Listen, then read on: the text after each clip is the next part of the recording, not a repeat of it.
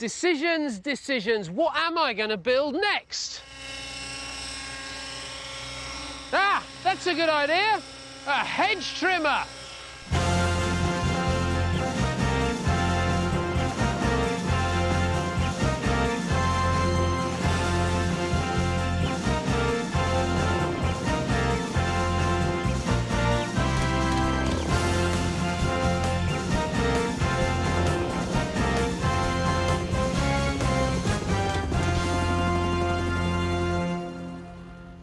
I've wanted to get into helicopters ever since I was knee-high to a very small helicopter. I remember one landed at school when he had the RAF CCF thing. They came in, they brought a Sea King helicopter to our school, and we thought it was fantastic.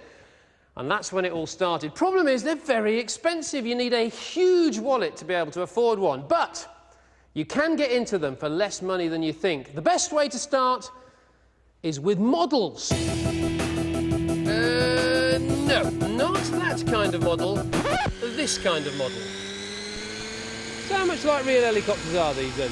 Well, they're pretty close to a real helicopter. In fact, you can do all the stunts that you can do with a real helicopter and more. You can even fly these upside down, which takes some doing, but it's all quite possible.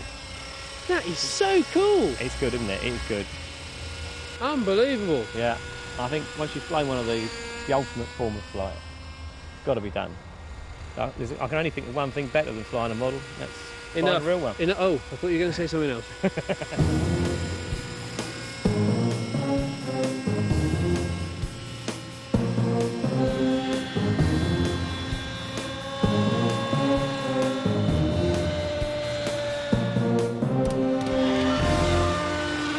The engineering that goes into these things is almost identical to real big helicopters.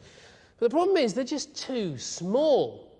Well, there are some quite big ones, though. I mean, this one is quite big, but it's still not big enough, you see, because I can't get in it. So what else is there? Well, there's gyrocopters. Now, gyrocopters are weird-looking beasts.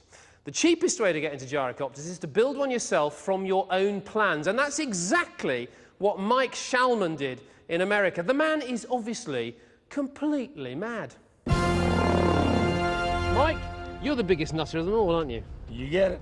Just take me around, very basically, how a gyrocopter actually works, because it's quite confusing, the fact that it's got the rotor on the top, but it's also got a propeller down here. Bottom line is, the mast is raked back and blades are raked back at about 17 degrees.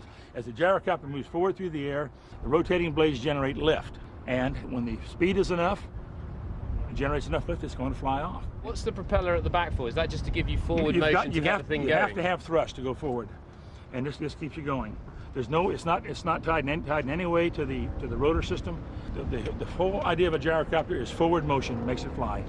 But listen, you don't have to design and build your own, because you can buy one of these in a kit over here. So Scott, this looks a lot safer. What is this then? Okay, so this is an Air Command gyroplane. It came as a kit, and I built it. This kit came with all the bolts and all the parts machined, so I just bolted it together. Why did you get into this in the first place then? Well, I'd read about gyroplanes years ago, and I was intrigued with the fact that some of their safety features, even though they don't fly very fast, they don't stall and they don't spin. And then I checked the prices for the kits, and I thought, I can afford that. I can't afford a certified plane, but I can afford a kit. So what sort of money did you spend on this kit? About $12,000 US. There are three things that I noticed that are significantly different, though, to Mike's. One, you haven't got anything to stop the flies getting in your eyes. That's right. You're not sitting on the fuel tank, and you have a much smaller tailplane area. That's true. Yes, there's no windscreen in front, and so it does get kind of irritating when I fly about 50 or 60 miles an hour, so I fly a little slower. But my helmet has goggles, so that keeps the wind out of my eyes. Oh, see, I thought you wore glasses not because you had any sight problem, but just to keep the flies out. No, actually, no, I do. Well, it's multi-purpose. That's the good thing about it.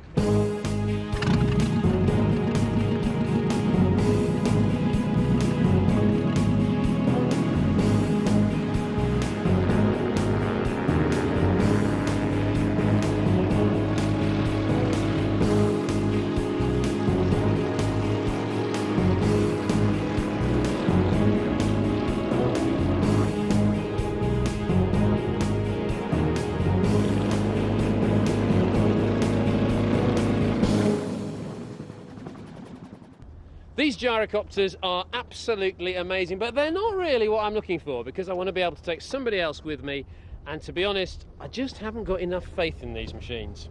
I want a proper helicopter. My friend, thank you very much. You're welcome. For coming and seeing me. Great to meet you. Good, thank you. But listen, if I want to know more about rotorcraft and what's available, what do I do? You can go to EAA Oshkosh, the largest gathering of aircraft and gyrocopters in the world. Excellent. Pete, mate! Yeah. You've got to go to Oshkosh. I've only just got here. No, I don't care. You've got to go. Go now. Oh, no. I need research done. Disappear. Ring me. Okay. Ring me, all right? Right. He's going to be gone a couple of days. Is there anywhere around here, no local beauty spot I can have a look at? Well, right over there, we've got a nice little spot. It's really quiet and secluded, and it's got a little stream through it. I think you'll really enjoy it. Excellent. Listen, mate, safe flight. Take care. You're welcome. I'll see you. Okay. You see, he's just as sad as the rest of us. Well, it's taken me a while, but I found Mad Mike's beauty spot. It's a nice little stream, but it's done a hell of a lot of damage. Welcome to the Grand Canyon. Why in America is everything so damn big?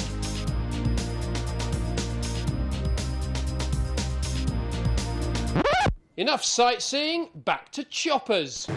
Welcome to Oshkosh.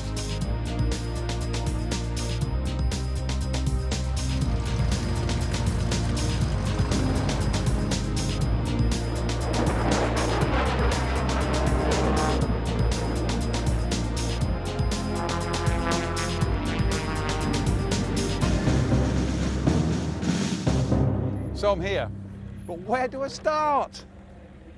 Excuse me, can you tell me, do you know anywhere where they sell those kits helicopters? You know, you build your own kit? Way far south end. It's the ultralight. Okay, thanks.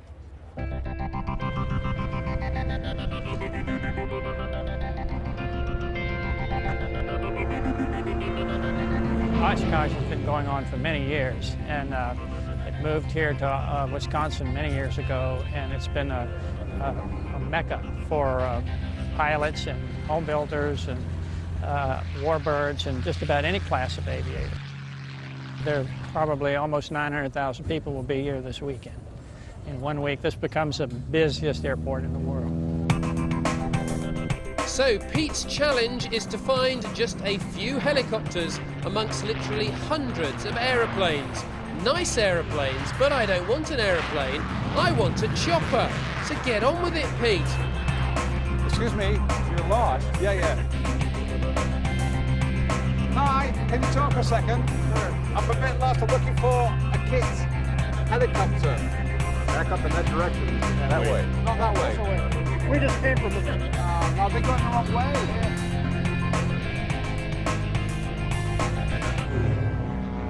Aha! A two-seater gyro. That feels really flimsy to me. Are they not? They're not flimsy then.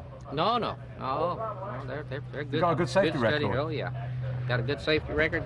Got good shocks on it. You build them in kits. Right, they're killing kits. We sell kits. So how much is it going to cost me for a kit, do you reckon? A kit on this aircraft here will run you, I'd say, somewhere between 14 and 16,000. I've got one slight problem. It's okay in this sort of weather, isn't it, with it being an open. Oh yeah. But what happens when it's really wet or cold? I mean, You just pull your helmet down and push your head because it does it. You get up there, but it's not bad. In the rain, it stings you. You know, if you got enough protection, it doesn't bother you.